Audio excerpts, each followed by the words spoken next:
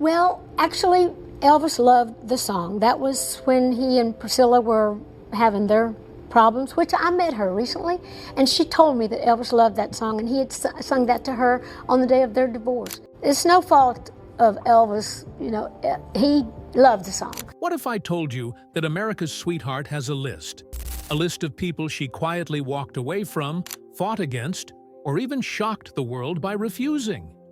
These weren't petty squabbles. They were career-defining battles over money, respect, and control. In this video, we're counting down the 5 clashes Dolly Parton herself couldn't forget. Some ended in lawsuits, some in silence, and one in a decision that changed the future of music forever. Stay tuned, because the final name will genuinely surprise you. Before we move on, please take a moment to subscribe to the channel and like the video. Number 1. Porter Wagoner. Imagine stepping onto a stage that would change your life, only to find the spotlight came with invisible chains. That's what happened when Dolly Parton joined Porter Wagoner's television show in the 1960s. Overnight, she went from a struggling young singer in Nashville to a household name with weekly national exposure.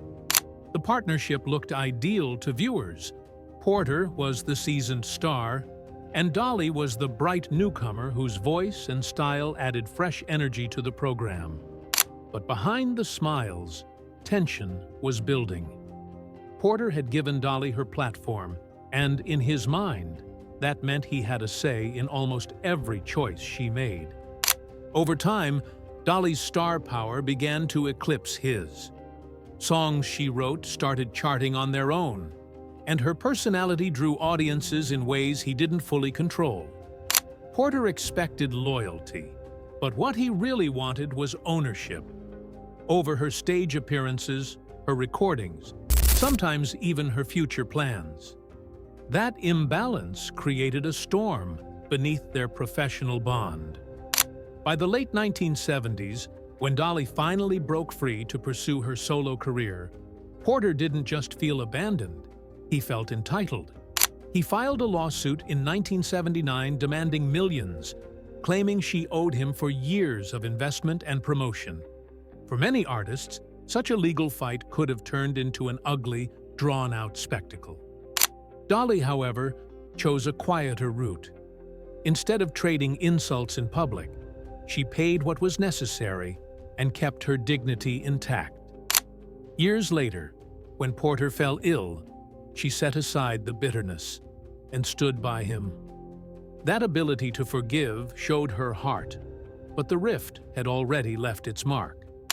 It became Dolly's clearest early lesson. No matter who gave her a hand up, her independence wasn't up for negotiation. If control defined that feud, the next chapter revealed how clashing styles could fracture even the most promising collaboration. Number 2. Linda Ronstadt. When Dolly Parton stepped into a studio in 1987 alongside Linda Ronstadt and Emmylou Harris, the music world expected magic. 3 women at the top of their craft, each with her own following, recording together for the first time. That's the kind of collaboration that happens once in a generation. The project was called Trio, and on the outside, it looked like harmony. But behind closed doors, that harmony was harder to keep. Linda Ronstadt came into the sessions with a reputation for polish. She wanted takes repeated until they sounded exactly right, no matter how long it took. Dolly, on the other hand, was known for working quickly. She trusted her first instincts, that raw emotion captured in the moment before it could fade. Those 2 approaches could not have been further apart. In the studio, it became a clash of rhythms, Ronstadt's patience for perfection against Dolly's need to move forward.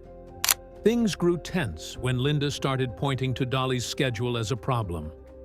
Missed rehearsals, last-minute cancellations, even showing up late were seen by Ronstadt as proof that Dolly wasn't reliable. That kind of criticism cut deep because Dolly prided herself on showing up prepared, no matter how busy she was. Soon, people began whispering about Ronstadt acting like a studio diva, while Dolly kept her focus on keeping the project alive. The first album still earned praise, topping charts and landing awards. But when it came time for their second attempt, the spark wasn't there. Delays piled up, frustrations mounted, and Trio 2 lost the effortless joy the first record carried. The music survived, but the tension left scars. For Dolly, the lesson was clear. When someone dismissed her professionalism, she never forgot. And if the studio tested her patience, the next battle put her very ownership of a song at stake. Number 3, Elvis Presley. He was the king of rock and roll, but even kings don't always get their way. In 1974, Elvis Presley set his sights on recording I Will Always Love You. By then, the ballad had already climbed the country charts, and Elvis was known for turning songs into global hits. On the surface, it seemed like a dream scenario. Having your music recorded by the biggest entertainer on the planet could launch a career into heights no one else could match. For Dolly, though, the request came with a deal she could not accept.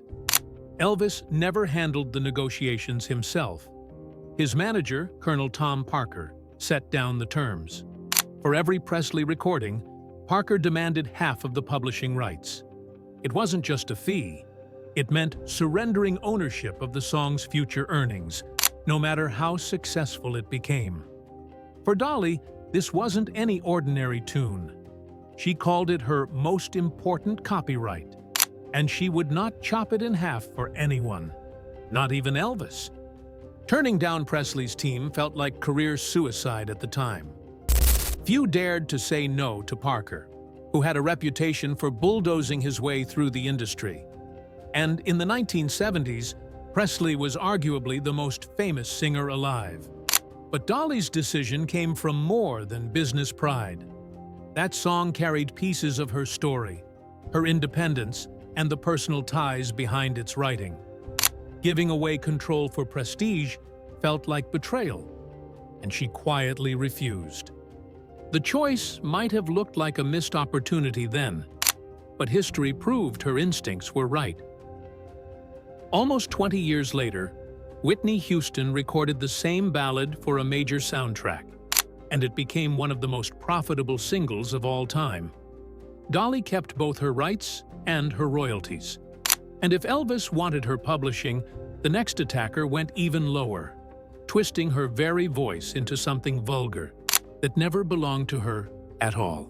Number 4, Howard Stern. In 2008, Dolly Parton woke up to a scandal she never imagined. Her voice, one of the most recognizable in music, was being used against her. On Howard Stern's radio show, his team took audio from Dolly's audiobook and twisted it into something unthinkable. They spliced her words together to make it sound like she was saying things that were vulgar, racist, and designed to humiliate her. For a woman who had built her image on kindness and inclusivity, it was a shocking betrayal. Dolly, who rarely showed anger in public, couldn't stay silent. She released a statement saying she was shocked, hurt, and humiliated.